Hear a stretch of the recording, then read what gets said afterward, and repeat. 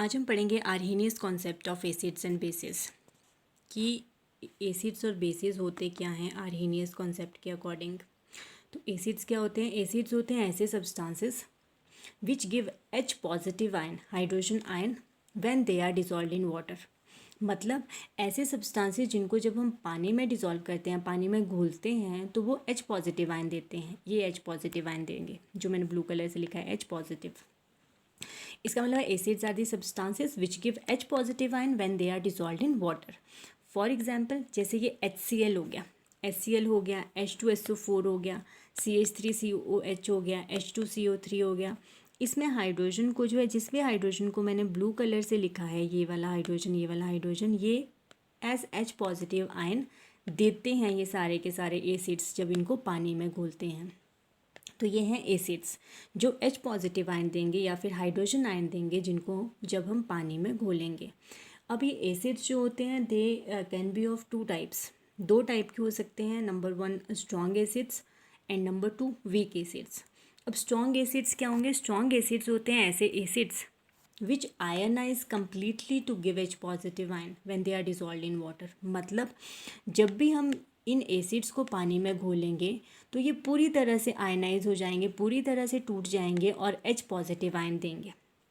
जैसे HCl है, HCl जो है इसको जब पानी में डालते हैं, पानी में डिज़ोल्व करते हैं, तो जितने भी इसके पास H पॉजिटिव आयन है ये सारे के सारे दे देता है। तो इस तरह से H positive plus Cl negative. उसी तरह जैसे सल्फ्यूरिक एसिड है, तो सल्फ्यूरिक एसिड को जब हम पानी में घोलेंगे, पानी में डिज़ोल्व करेंगे, तो सल्फ्यूरिक एसिड क्या करेगा? सल्फ्यूरिक एसिड भी अपने जितने भी H इसके पास हैं ये सारे के सारे H दे देगा और कैसे टूटेगा? 2H positive plus SO4 2 negative -2। तो H जो है सल्फ्यूरिक एसिड ने भी दे दिए पूरी तरह से, दोनों के दोनों H दे दिए। HCl जो था इसने भी पूरे के पूरे H दे दिए, सारे के सारे मॉलिक्यूल जो होंगे वो दे देंगे। तो इस तरह से जो आयनाइज होते हैं ये आयनाइजेशन है। तो मतलब इस तरह से जो आयनाइज हो रहे हैं एसिड्स, टूट रहे हैं और H पॉजिटिव आयन दे रहे हैं पूरी तरह से, इनको बोलते हैं स्ट्रॉन्ग एसिड्स। और वीक एसिड्स क्या होंगे? वीक एसिड्स होते हैं ऐसे सब्सटेंसेस, ऐसे acids which ionize to a small extent when they are dissolved in water to give H positive ion। मतलब ऐसे एसिड्स जिनको जब हम पानी में घोलेंगे तो वो पूरी तरह से H पॉजिटिव आयन नहीं देंगे। जैसे CH3COOH है। अब इसमें अगर मैं एरो देखूं तो आगे की डायरेक्शन में भी एरो लगा है और बैकवर्ड डायरेक्शन में भी एरो लगा है। तो एसिटिक एसिड जो है जब इसको पानी में घोला जाता है तो ये CH3COO minus plus H positive देगा, but at the same moment ये क्या करेगा? ये जो CH3COO नेगेटिव बना है ये इस H पॉजिटिव के साथ रिएक्ट करके वापस क्या बना देगा? CH3COOH बना देगा। तो इसका मतलब है ये जो एसिटिक एसिड का मॉलिक्यूल है ये पूरी तरह से एक ही डायरेक्शन में नहीं टूट रहा, ये बैकवर्ड, ये जो रिएक्शन है ये बैकवर्ड डायरेक्शन में भी हो रहा है। इसका मतलब है कि जो सोल्यूशन है हमारे पास एसिटिक एसिड और वाटर का, उसमें CH3COOH भी प्रेजेंट है, क्योंकि तभी ये जो बैकवर्ड डायरेक्शन में एरो है ये हमें यही बता रहा है कि जो CH3COO नेगेटिव है और जो H पॉजिटिव हैं ये दोनों फिर से रिएक्ट करके क्या बना रहे हैं? CH3COOH बना रहे हैं। तो इस टाइप के जो एसिड्स होंगे जो एक ही, जो टूटते पूरी तरह से नहीं टूटते, पूरी तरह से टूट के H पॉजिटिव आयन नहीं देते, उन एसिड्स को हम क्या बोलते हैं? उनको बोलते हैं वीक एसिड्स। जैसे अगर आप यहाँ पर देखेंगे तो एरो एक ही डायरेक्शन में लगा है, सिंगल हेडेड एरो है, फॉरवर्ड डायरेक्शन में लगा है। इसका मतलब HCl पूरी तरह से टूट के H पॉजिटिव दे रहा है, H2SO4 भी पूरी तरह से टूट के 2H पॉजिटिव आयन्स दे रहा है। बट जो एसिटिक एसिड है फॉरवर्ड डायरेक्शन में भी रिएक्शन हो रहा है और बैकवर्ड डायरेक्शन में भी हो रहा है। तो ये जो है ये प्लस वाटर, मतलब वाटर की प्रेजेंस में क्या कर रहा है? एसिटेट आयन बना रहा है प्लस H पॉजिटिव बना रहा है, बट ये दोनों फिर से रिएक्ट करके एसिटिक एसिड बना रहे हैं, ये मॉलिक्यूल बना रहे हैं। तो वाटर में ये तीनों ही चीज़ें प्रेजेंट होगी जब इस एसिड को घोला जाएगा। तो मतलब एसिटिक एसिड पूरी तरह से आयनाइज नहीं हो रहा to give H positive ion. तो इस टाइप के जो एसिड्स होंगे उनको बोलते हैं वीक एसिड्स। अब जैसे हम कार्बोनिक एसिड की अगर बात करें H2CO3, तो ये जो है इसको भी जब आप पानी में घोलेंगे, वाटर में डिज़ोल्व करेंगे, तो एरो फॉरवर्ड डायरेक्शन में भी लगा है और बैकवर्ड डायरेक्शन में भी लगा है। इसका मतलब है ये जो एसिड है ये कार्बोनेट दे रहा है प्लस 2H पॉजिटिव आयन दे रहा है, बट ये कार्बोनेट प्लस 2H पॉजिटिव फिर से रिएक्ट करके ये बना रहे हैं H2CO3 बना रहे हैं। तो इस तरह से ये वाला मॉलिक्यूल भी बन रहा है। तो ये वाटर में ये तीनों ही चीज़ें प्रेजेंट है, H2CO3 भी प्रेजेंट है, CO3 2- भी प्रेजेंट है और 2H पॉजिटिव भी प्रेजेंट है।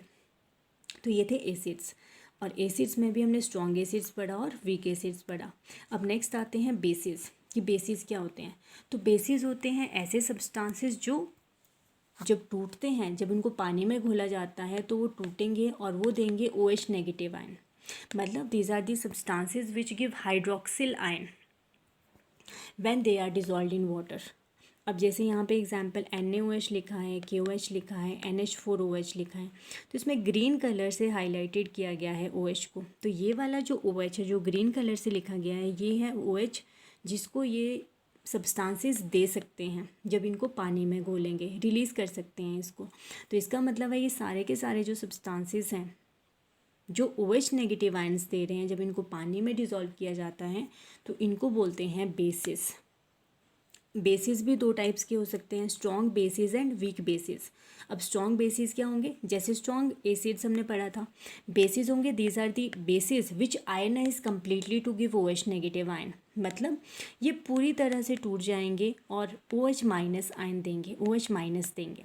तो जैसे NaOH है, इसको जब पानी में डिज़ोल्व किया तो एरो एक ही डायरेक्शन में लगा है, आगे की डायरेक्शन में, मतलब इसको पानी में घोलने के बाद Na पॉजिटिव बन रहा है प्लस OH नेगेटिव बन रहा है, इस तरह से टूट गया ये पूरी तरह से।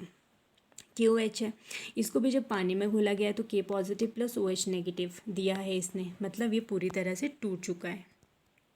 बट अगर हम वीक बेसिस की बात करें तो वीक बेसिस क्या होंगे, these are the bases which ionize to a small extent to give OH negative ion when they are dissolved in water. मतलब वीक बेसिस होंगे ऐसे बेसिस जिनको जब हम पानी में डिज़ोल्व करेंगे तो वो टूटेंगे, बट वो पूरी तरह से OH नेगेटिव आयन नहीं देंगे, वो थोड़ा OH नेगेटिव आयन देंगे और थोड़ा नहीं देंगे। जैसे अमोनियम हाइड्रोक्साइड NH4OH की अगर बात करें तो एरो दोनों डायरेक्शंस में, फॉरवर्ड में भी और बैकवर्ड में भी। और ये क्यों लगाया गया है, ये एरो इसलिए लगाया गया है क्योंकि NH4OH जो है जब टूटता है तो ये NH4 प्लस बनाएगा प्लस OH नेगेटिव बनाएगा। बट ये जो अमोनियम आयन है और ये जो OH नेगेटिव है, ये फिर से रिएक्ट करके क्या बनाते हैं, अमोनियम हाइड्रोक्साइड बनाते हैं, NH4OH बनाएंगे। तो मतलब जब NH4OH को पानी में घोला जाएगा तो उसमें अमोनियम हाइड्रोक्साइड भी प्रेजेंट होगा, अमोनियम आयन भी प्रेजेंट होगा और OH नेगेटिव भी प्रेजेंट होगा। तो ये वाला मॉलिक्यूल भी प्रेजेंट है। बट जब हम सोडियम हाइड्रोक्साइड को पानी में डिज़ोल्व करेंगे तो उसमें ये वाले आयंस प्रेजेंट होंगे, Na positive and OH negative, उसमें NaOH नहीं होगा क्योंकि ये टूट चुका है कम्प्लीटली और इसने Na पॉजिटिव और OH नेगेटिव दिया है। वही सेम चीज़ KOH के साथ हो रही है, जब इसको पानी में घुल रहे हैं तो ये K पॉजिटिव और OH नेगेटिव की फॉर्म में प्रेजेंट है, KOH प्रेजेंट नहीं है। इस तरह से टूट चुका है ये K पॉजिटिव और OH नेगेटिव। तो ये थे strong bases and weak bases. Strong bases का मतलब है ऐसे बेसिस जो कम्प्लीटली आयनाइज होंगे to give OH negative ion, and weak bases होते हैं ऐसे सब्सटेंसेस जो स्मॉल एक्सटेंट में आयनाइज होंगे to give OH negative ion. अब इसके बाद नेक्स्ट हम पढ़ने वाले हैं pH ऑफ ए सोल्यूशन, कि pH क्या होती है किसी भी सोल्यूशन की। और ये इम्पॉर्टेंट टॉपिक है, यहाँ से न्यूमेरिकल भी आते हैं, और pH and industrial applications of pH, ये भी इम्पॉर्टेंट क्वेश्चन है। सो pH of a solution, pH क्या होती है, pH is the negative logarithm of hydronium ion concentration. मतलब pH क्या होता है, minus log of hydronium ion concentration. या फिर अगर हाइड्रोनियम आयन नहीं लिखना है तो सिंपल सी लैंग्वेज में इसको लिख सकते हैं, pH of a solution is the negative log of hydrogen ion concentration. H positive की कंसनट्रेशन का जो नेगेटिव लॉग है उसको बोलते हैं pH ऑफ अ सोल्यूशन। अगर फॉर्मूला इसका लिखना है तो pH is equal to minus log, ये ब्रैकेट लगी है, इसके अंदर लिखा है H3O पॉजिटिव। इस ब्रैकेट का मतलब होता है कंसनट्रेशन, जैसे हम बोल रहे हैं कंसनट्रेशन यहाँ पर हाइड्रोनियम आयन कंसनट्रेशन, तो जब भी आपने हाइड्रोनियम आयन कंसनट्रेशन अगर लिखना है तो इस तरह से ये स्क्वायर ब्रैकेट लगाएंगे। तो ये फॉर्मूला बनता है pH is equal to minus log of hydronium ion concentration H3O positive within square brackets. या फिर इसको लिख सकते हैं pH is equal to minus log of H positive ion within square bracket. H positive को लिखना है with in square bracket. तो ये फॉर्मूला है pH का। और बहुत सिंपल फार्मूला है, न्यूमेरिकल्स भी इसके बिल्कुल सिंपल हैं, बस इसी फार्मूले को यूज़ करना है।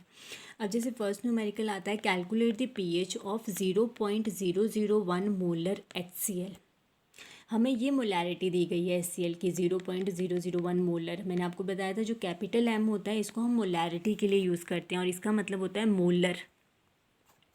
तो ये क्या है, मोलैरिटी दी गई है हाइड्रोक्लोरिक एसिड की। तो अब सिंपल सा है, जब भी HCl है इसको पानी में डिसॉल्व करेंगे तो ये बनाता है H3O positive plus Cl negative.